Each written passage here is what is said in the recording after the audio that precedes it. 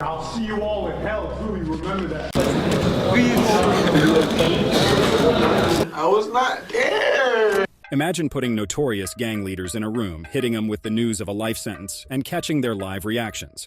Well, we're about to do just that. Let's dive in. First up, we have George Geweld Thomas, the mastermind behind the 28's gang in Cape Town. This dude was facing a laundry list of charges, from murders to racketeering and everything in between. Now, the real horror show starts in the courtroom. Thomas, with his gangster swagger, turned the trial into a twisted circus, laughing, making finger signs, and treating it like a joke. Behind the scenes, though, it was a different story. The 28S were pulling every shady trick to avoid the slammer, with witness intimidation that reads like a crime novel.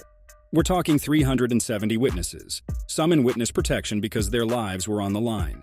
Next, we have the case of John Gotti, the infamous Dapper Don and Teflon Don of the Gambino crime family. Born in poverty, Gotti's rise in the criminal underworld was meteoric. He orchestrated the murder of his own boss, Paul Castellano, cementing his reign as one of the most powerful crime bosses in the U.S. Gotti, with his flamboyant style, even charmed the public and media. The Teflon Don faced multiple trials in the 80s, earning his nickname by somehow dodging convictions. Little did we know Sammy the Bull, Gotti's right-hand man, was pulling strings behind the scenes, intimidating jurors and witnesses. The plot thickens when Sammy the Bull, in a jaw-dropping twist, turns against Gotti, revealing their involvement in numerous murders. Coming right up is the case of Lee Rios, a member of the Latin Kings Street gang who took the phrase "lover's quarrel" to a whole new level. In 2015, Rios and his accomplice Jonathan Guatta murdered 18-year-old Kenneth Lopez. Why, you ask? Brace yourself for this ego-driven nightmare. Mr. Lopez lost his life because he dared to hit on Rios' ex-girlfriend and apparently showed him some disrespect. Mr. Lopez lost his life because he had hit on Mr. Rios' ex-girlfriend and because he showed him disrespect. The judge dropped the hammer, and Rios' fate was sealed. The lack of remorse and that ice-cold demeanor tell a tale of a man who's lost in the gangster life. Now, if your spine isn't tingling enough, let's unravel the disturbing case of Victor Rodas, a member of the infamous MS-13 gang, facing murder charges in Bedford County, Virginia.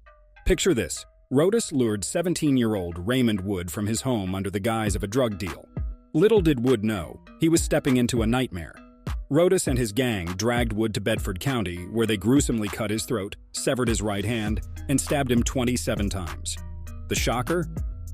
Wood and Rodas knew each other from previous marijuana dealings. In court, the prosecution unveiled text messages suggesting a heated exchange between the two before the murder. The defense, however, painted Rodas as an unwitting participant, claiming he was just a bystander. Finally, we have the notorious Young Thug, the American rapper whose rhymes took a dark turn in the world of crime. Facing charges of attempted murder and participating in criminal street gang activity in Atlanta, Georgia, Young Thug's arrest in May 2022 sent shockwaves through the music industry. Known for his collaborations with heavyweights like Drake and Travis Scott, Young Thug's career spanning over a decade took an unexpected twist. The arrest was part of a massive grand jury indictment involving 28 members and associates of his record label, YSL Records. The laundry list of charges, including murder, attempted murder, robbery, assault, drug dealing, and witness intimidation, and goes on like a crime novel. Prosecutors even pointed to Young Thug's own lyrics as evidence of his gang affiliation and racketeering activities. Songs like Anybody and tracks from Slime Language 2 were cited with lyrics like, "I never killed anybody, but I got something to do with that body," raising eyebrows. The indictment painted YSL as a criminal street gang, revealing instances of gang activity. Now, Young Thug faces the grim possibility of up to 25 years in prison. Yes, you heard that right. But what do you think? Is he really guilty? Do drop your thoughts in the comments section below, and we'll meet in the next episode. Until then, see ya.